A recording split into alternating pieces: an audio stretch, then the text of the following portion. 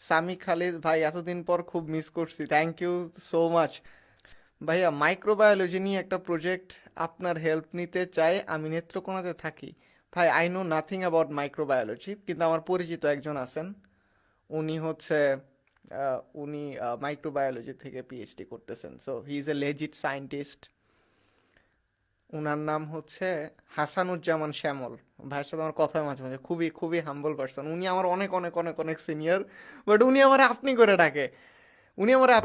আমি উনার থেকে এই জিনিসটা শিখছি, যে প্রফেশনাল স্পেসে সবাই আপনি করে ডাকা, বয়স যাই হোক। টুকু।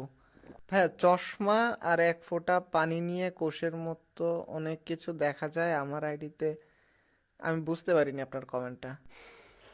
মাইনাস পাওয়ারের চশমার গ্লাসের মধ্যে এক ফোঁটা পানি ফেলে তার মধ্যে লেজার মারলে কোষের মতো অনেক কিছু দেখা যায়। মাইনাস পাওয়ারের, ও আচ্ছা, অবতল। হ্যাঁ, অবতল, অবতল লেন্স।